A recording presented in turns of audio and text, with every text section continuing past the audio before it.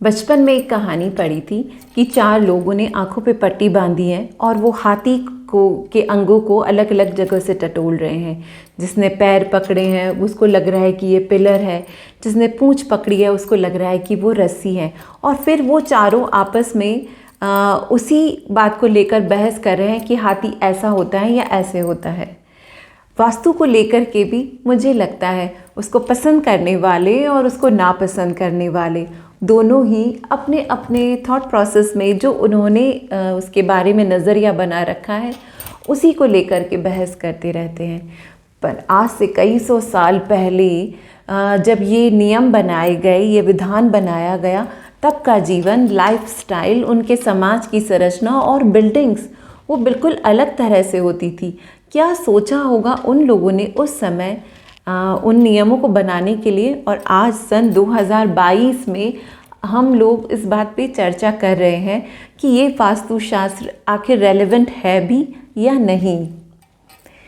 जब 18 साल से मैं लगभग मकान के नक्शे और डिज़ाइनिंग से भी जुड़ी हुई हूँ, बिल्डिंग्स भी डिज़ाइन करती हूँ, तब से एक लड़ाई मैंने उन सालों में बहुत लड़ी थी और वो लड़ाई होती थी सेटबैक को लेकर के। आज का मेरा ये प्रैक्टिकल वास्तु का टॉपिक भी इसी सेटबैक के बारे में ही है।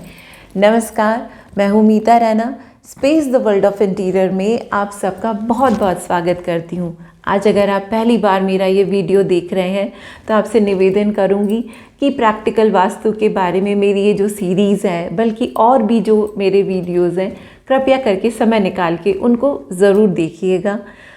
ये चैनल पूरी तरह से इंटीरियर डिज़ाइनिंग और मकान के क्षेत्र से जुड़े हुए इन सभी टॉपिक्स के ऊपर बात करना चाहता है। तो जैसे कि मैं कह रही थी, सेटबैक इसमें बड़ा ही एक तरह से बोले कि पसंद नहीं आते। कभी भी किसी को किसी भी तरह के रिस्ट्रिक्शंस पसंद नहीं आते कि गवर्नमेंट ये कहती है कि आपको 5 फीट साइड में छोड़ना है और 10 फीट आगे छोड़ना है और पीछे इतना छोड़ना है या नहीं छोड़ना है, और आपका ये एरिया, ये वॉल आपकी कॉमन वॉल है। लेकिन उनको कभी कोई पसंद नहीं करता। जब मकान बनाना चाहते हैं तो चाहते थे कि हमारे कमरे बड़े हों। अब खिड़की खोलने के लिए तो हमें सेटबैक तो लेना पड़ेगा, नहीं तो क्या करें सर, पड़ोसी के घर में तो खिड़की खोल नहीं सकते। तो ये सब लड़ाई उस समय तो बड़ी लड़ी गई।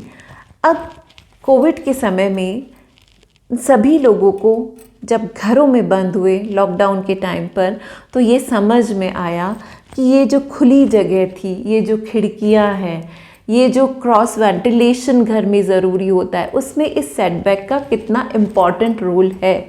और वास्तु सेटबैक को क्या कहता है, कैसे कहता है, अब उसको समझ लें। जिस वास्तु को आप अपनाना चाहते हैं, ये चाहते हैं कि हमारे घर में खुशियाँ आए, धन आए, स्वास्थ्य बना रहे, कभी किसी तरह का कोई प्रॉब्लम नहीं हो, हमारा घर जो है बिल्कुल वास्तु से परिपूर्ण हो, तो आपको फिर सेटबैक छोड़ना पड़ेगा। क्योंकि वास्तु में जो 100% वास्तु है, पूरी तरह वास्तु पे अगर आप किसी मकान को बनाएंगे तो उसकी सबसे पहली शर्त ही ये होती है कि उस घर के चारों तरफ एक परिक्रमा की जा सके। इतनी जगह तो आपको छोड़नी ही होगी। जब हम पुराने ज़मानों की बात करें, जो हमारे भारतीय घर हुआ करते, तो इन घरों के अंदर जो इनकी संरचना थी, वो घरों के चारों तरफ पहले खुला स्थान होता था, घर बनाया जाता था और उसके बीच में एक आंगन या दालान होता था। वो आंगन जिसमें सारी एक्टिविटी होती थी, घर की औरतों के, बच्चों के और पुरुषों के जो भी सारे बैठक है और त्योहार है, वो सब वहीं पर मनाए जाते थे। उन कमरों की भी प्लानिंग इस तरह से होती थी कि ये कमरे सारे उस आंगन से या दालान से जुड़े हुए रहते थे। ये स्थान जो मध्य का स्थान है, जो उस घर का जो सेंटर है, वो उसको नाभि स्थान मानते हैं। और वो स्थान को वास्तु में ये कहा गया है कि वहाँ पर कोई भी पिलर या कोई भार की वस्तु नहीं हो वहाँ पर। ये जो ओपन एरिया होता था, ये उस घर की एक तरह से जान हुआ करता था। खुला आंगन, धूप, बारिश, सर्दियों के अंदर धूप का आनंद लीजिए, गर्मियों के अंदर रात को हवाओं का आनंद लीजिए और बारिश का आनंद लीजिए। ये सारी जो चीज़ें थी वो कनेक्टेड करती थी उनको हमारी प्रकृति से, उनको जोड़ के रखती थी। ये इसी नाभि को अगर हम अपने शरीर में देखें, ये हमें अपनी माँ के साथ में जोड़ती है। एक माँ 9 महीने तक अपने बच्चे को जिस शरीर में इस नाभि के द्वारा ही सारा भोजन, पानी और ऑक्सीजन पहुंचाती है, कितना महत्वपूर्ण अंग है जैसे हमारे शरीर का, उसी तरह से वास्तु में भी इस स्थान को बहुत ही महत्वपूर्ण माना गया है।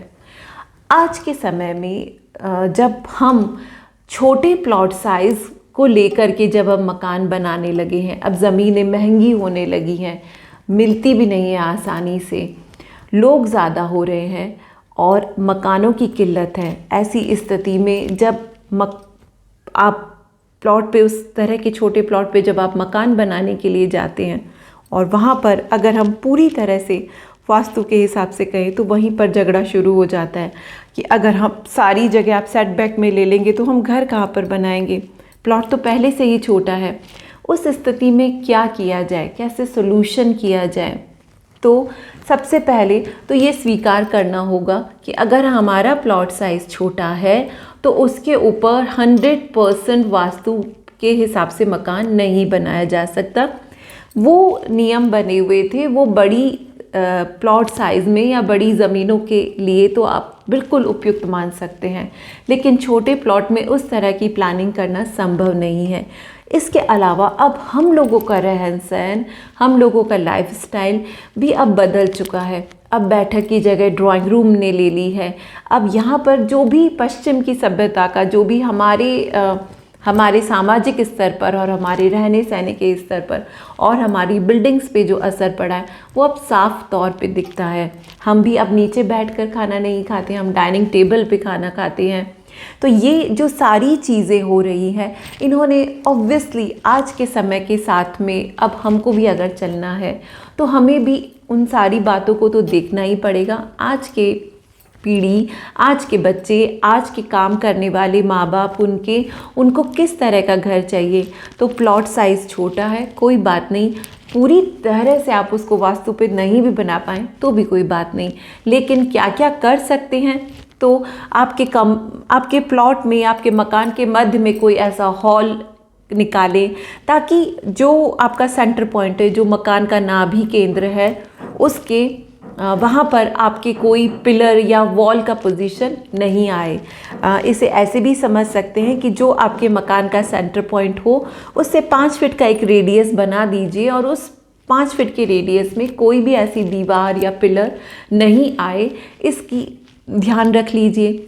साउथ वेस्ट एक ऐसी पोजीशन है जहाँ पर आप भार भी ले सकते हैं और ऊंचाई भी। आप मास्टर बेडरूम बना सकते हैं, आप आपका मेन स्टोर रूम बना सकते हैं, आप वहाँ से सीढ़ियों को निकाल सकते हैं। जो नॉर्थ और ईस्ट की साइड है वहाँ पर आप खुली जगह छोड़िए।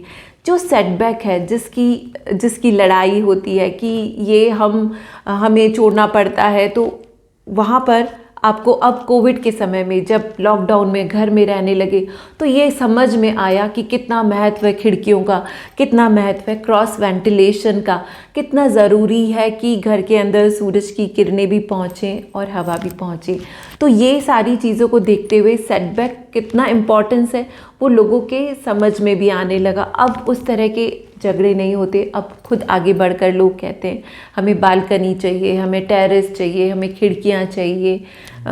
ये एक ऐसा चेंज है जो कोविड ने अब हमारे कंस्ट्रक्शन इंडस्ट्री में या मकानों के निर्माण में एक तरह से अब वापस इन सारी चीज़ों के महत्व को जिसने समझा दिया है। तो जब हमारे लिए प्रैक्टिकल प्रॉब्लम है कि हमारे पास तो मकान का जो प्लॉट है वो ही छोटा है, अब वहाँ पर हमें चारों तरफ सेटबैक देना संभव नहीं है, तो जहाँ जहाँ पे भी निकाल सके वहाँ पर ऐसी जगह निकाल करके पोजीशन करवा दीजिए ताकि आपके लिए वहाँ पर बाथरूम के वेंट्स निकालने, खिड़कियों के लिए रसोई के लिए खिड़की और कमरों के लिए खिड़की की व्यवस्था हो सके। जब आप चारों तरफ परिक्रमा न भी कर पाएँ तो भी कम से कम जो आपका नॉर्थ और ईस्ट वाला हिस्सा है वहाँ पर आप ज़्यादा खुली जगह छोड़ दीजिए।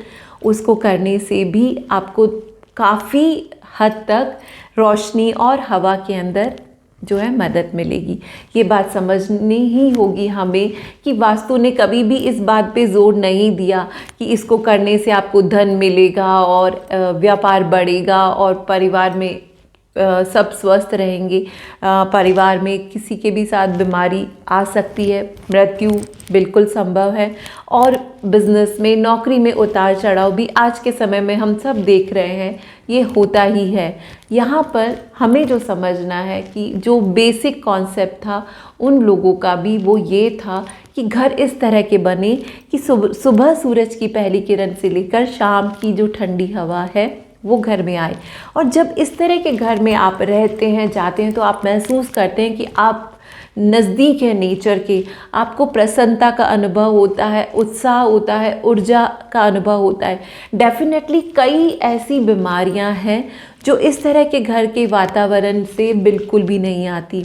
ये जो प्रसन्नता है, ये जो ऊर्जा है, ये कार्य में भी कन्वर्ट होती है और लोग तरक्की और उन्नति भी करते हैं। अब आप चाहे इसे वास्तु से जोड़िए, चाहे आप इसे वेंटिलेशन से जोड़िए, चाहे आप इसे अपने अर्थ से, अपनी मदर नेचर से, चाहे आप प्रकृति से जोड़िए, आप किसी से भी जोड़िए, लेकिन ये समझने की कोशिश कीजिएगा कि कई सौ साल पहले वो लोग थे, उन्होंने अपने ज़माने में अपनी परिस्थितियों को देखते हुए कुछ विधान बनाए।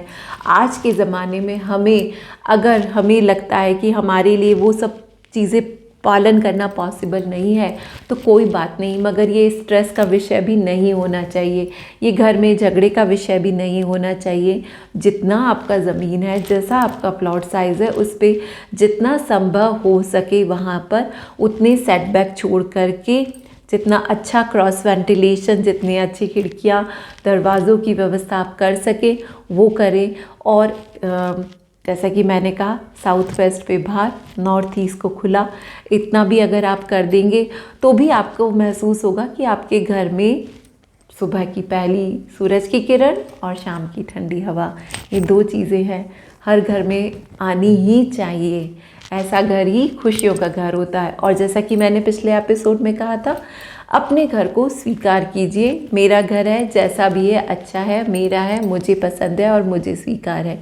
अपने घर की बेहतरी के लिए मैं जो कर सकता हूँ, कर सकती हूँ, वो करेंगे। Space the world of interior के साथ जुड़े रहिएगा। इन सभी छोटी छोटी बातों के ज़रिए हम समझने की कोशिश करेंगे आज के ज़माने में क्या चीज़ें रेलेवेंट हैं और हम उन्हें कैसे अपना सकते हैं।